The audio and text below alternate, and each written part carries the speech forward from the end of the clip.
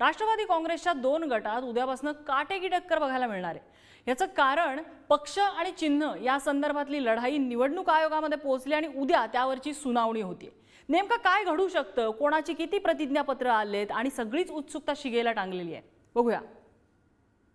वो जो कहते हैं कि हम ही सच्चे राष्ट्रवादी के अध्यक्ष हैं, नाम हो इसका सम्मान हो, इसका इस्तेमाल करने का अधिकार खाली हमें ही है।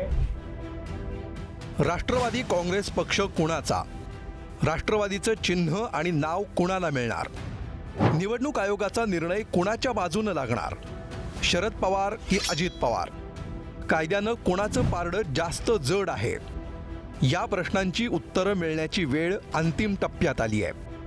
मात्र त्या अगोदरच शरद पवारांनी अजित पवार गटाला ठणकावलं। राष्ट्रवादी पक्ष आणि चिन्हाचा वापर करण्याचा अधिकार फक्त आम्हालाच आहे असं म्हणत निवडणूक आयोगाचा निर्णय आपल्या बाजूने लागेल असा विश्वास व्यक्त केलाय।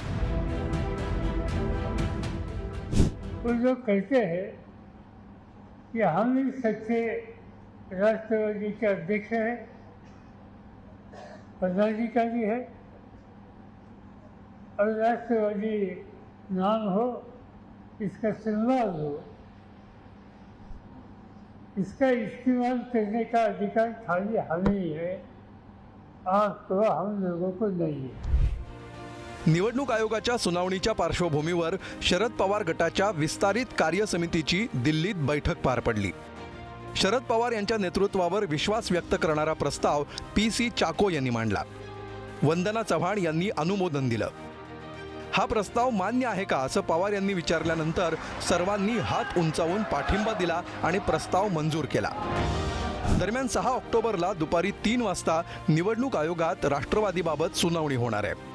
शरद पवार गटाकडून ॲडव्होकेट अभिषेक मनु सिंघवी हे बाजू मांडणार आहेत। अजित पवार गटावरच शरद पवारांनी आक्षेप घेतलाय।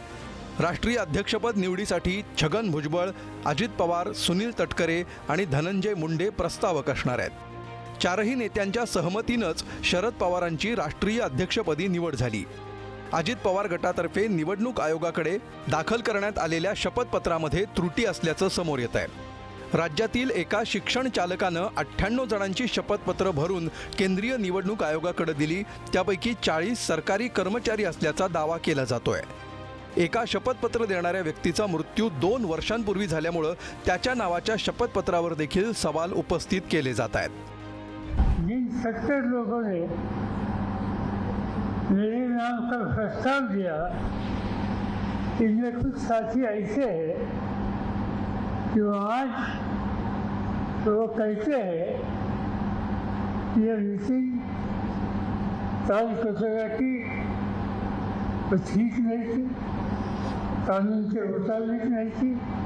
और मज़े की बात यह है कि ये चुनाव के लिए नॉमिनेशन फॉर्म जो भरा और जिसमें मेरा नाम दे दिया, वो नॉमिनेशन फॉर्म में जो आज कहते हैं कि वो चुनाव ठीक नहीं था, उनकी खुद की सिग्नेचर है।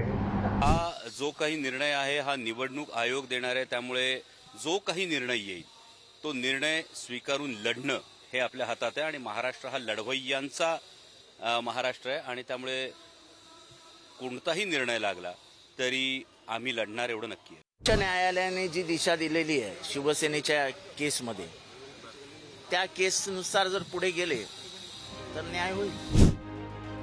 जुलै महिन्यात राष्ट्रवादीत फूट पडली। अजित पवारांसह काही आमदारांनी शिंदे फडणवीस सरकारला पाठिंबा दिला। त्यानंतर अजित पवार गटाकडून राष्ट्रवादी काँग्रेस पक्षावर दावा ठोकण्यात आला। राष्ट्रवादी काँग्रेस पक्ष अध्यक्ष म्हणून अजित पवार यांच्या निवडीचं पत्र, आमदारांचा पाठिंबा असलेलं पत्र त्यांनी केंद्रीय निवडणूक आयोगाकडे सादर केलं होतं। तर राष्ट्रवादी काँग्रेसच्या शरद पवार गटानंही पक्ष आणि पक्षचिन्ह आपल्याकडेच राहणार असल्याचा दावा केलाय। आपल्याकडे विधानसभेचे 11 आमदार तर विधान परिषदेचे 3 आमदार असल्याचा शरद पवार गटाचा दावा आहे। तर अजित पवार गटाने विधानसभेचे 42 आमदार आणि विधान परिषदेचे 5 आमदार सोबत असल्याचा दावा केलाय। शरद पवार गटाकडून लोकसभेचे 3 खासदार तर राज्यसभेचे 3 खासदार आपल्या सोबत आहेत असं म्हटलंय। तर अजित पवार गटाकडून लोकसभा आणि राज्यसभेचा एक खासदार सोबत असल्याचं म्हटलंय। शरद पवार गटाकडून 51,000 प्रतिज्ञापत्र सादर करण्यात आली आहेत, तर अजित पवार गटाकडून 47,000 प्रतिज्ञापत्र दाखल झाली आहेत. 24 राज्यांच्या अध्यक्षांचं प्रतिज्ञापत्र शरद पवार गटाने सादर केलं आहे. राष्ट्रवादीत फूट पडली नाही असा दावा शरद पवारांसह अजित पवार गटाद्वारे केला जातोय. त्यामुळे हाच मुद्दा कळीचा ठरण्याची शक्यता आहे. केंद्रीय निवडणूक आयोगानं शिवसेनेच्या प्रकरणात मुख्यमंत्री एकनाथ शिंदे यांच्या बाजूनं निकाल दिलाय. समाजवादी पक्षात 2 गट झाल्यानंतर निवडणूक आयोगानं अखिलेश यादव यांच्या बाजूनं बहुमत असल्याच्या निकषावर निकाल दिला होता. सध्या अजित पवार यांच्यासोबत 40पेक्षा अधिक आमदार आहेत.